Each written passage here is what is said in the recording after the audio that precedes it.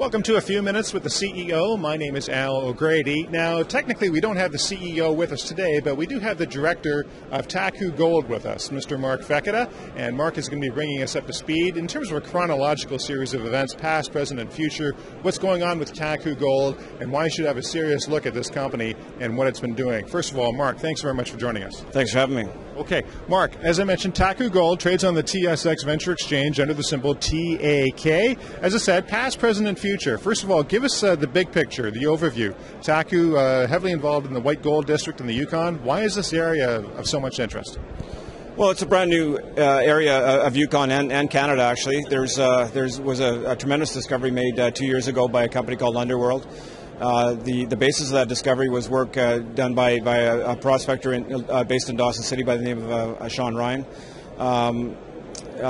His second discovery is at Kaminak, also in the White Gold area. And at the prospectors last year, we hooked up with Sean and worked out a deal, and that's where we optioned our initial 2 properties in the area. Since then, we've put together quite a bit a larger property portfolio. We're one of the largest landholders in the area, and it's really the newness of the area that's so exciting. It's really a part of Yukon that in the past has had very little exploration. Although it is well known for its placer gold production in the Klondike and the Stewart camps. Okay, we've been talking a little bit about the past. Let's talk about the present right now. Maybe you're someone who is new to the Taku story, not really familiar as to where you guys are right now.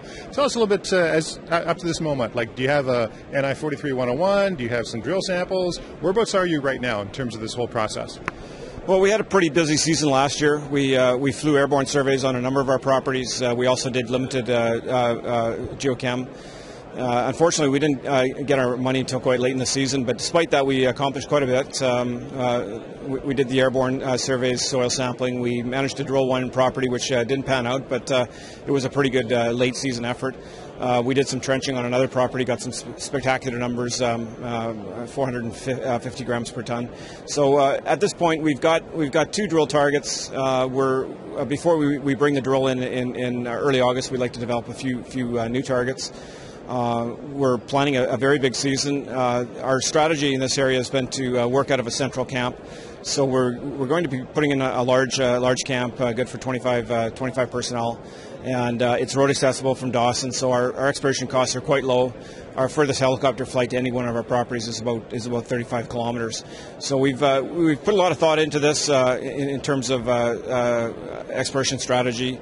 We have some really good properties that aren't quite drill ready, but with a little bit of work, we'll have those drill ready by August 1st. A couple of points that you touched on that I just want to elaborate. You're talking about financing and so forth. What is the overall financial picture of Taku? Do you have a fair amount of working capital to move ahead with these projects?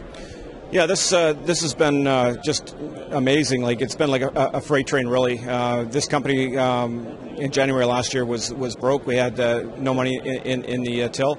We started with these 2 acquisitions from Sean Ryan. We picked up another group of properties from another local prospector by the name of Tom Morgan and a third fellow by the name of Franz Vidmar. And with that package, we were able to go to Toronto, to the brokerage community here, and we were able to raise $11.5 million last year. We've had some very good warrant exercises as well. So currently, we're sitting with about $12 million in the treasury.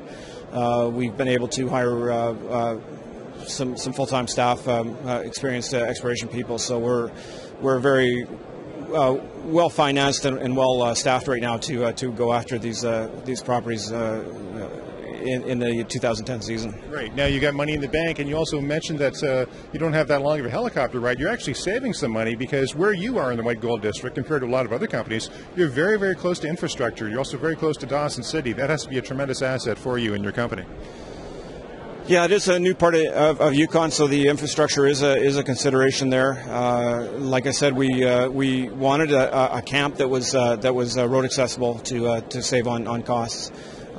There's all kinds of other things that we're doing in terms of bulk fuel and that sort of thing, so that we're trying to put as much money into the ground as possible rather than blowing it out the exhaust of a helicopter. Sure. Now, we've talked a little bit about the past, a little bit about the present. Let's talk about the future. You did allude to about drilling maybe late summer, August, thereabouts. Tell us what's going to be happening with Taku Gold the next 3-6 months, and even further down the road, maybe the next 2 to 3 years. What we have is a 2 to 3 year plan. We're financed for that. The budget this year will be about $4.5 million. We'll be able to continue next year without a financing.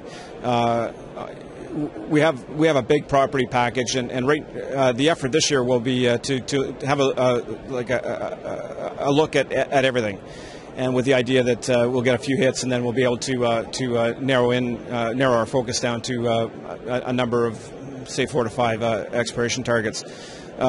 Most of the work this year will be soil sampling, but we will be drilling. That kind of makes us distinct from some of the other players in the area.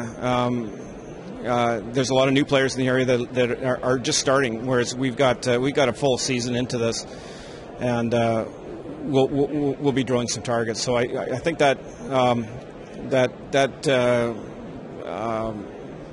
singles us out from some of the other property holders that are brand new. Sure. And for the sake of our audience, the date of today's recording is Monday, March 7th. Mark, that's it as far as formal questions are concerned. As always, you get the last word. What's any other points that you want to mention about Taku in general?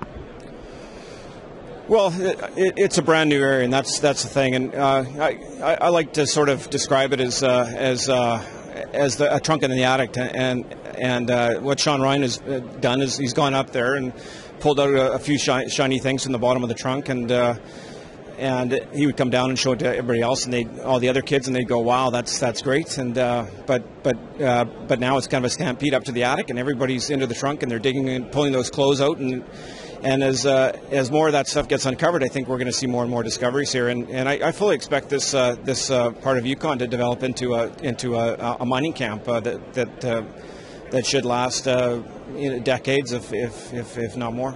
On that note, Mark, I want to thank you very much for your time and bringing us up to speed as far as Taku Gold is concerned. Okay, thank you. Okay, and you've been listening to Mark Fekete, Director of Taku Gold. Taku trades on the TSX Venture Exchange under the symbol TAK.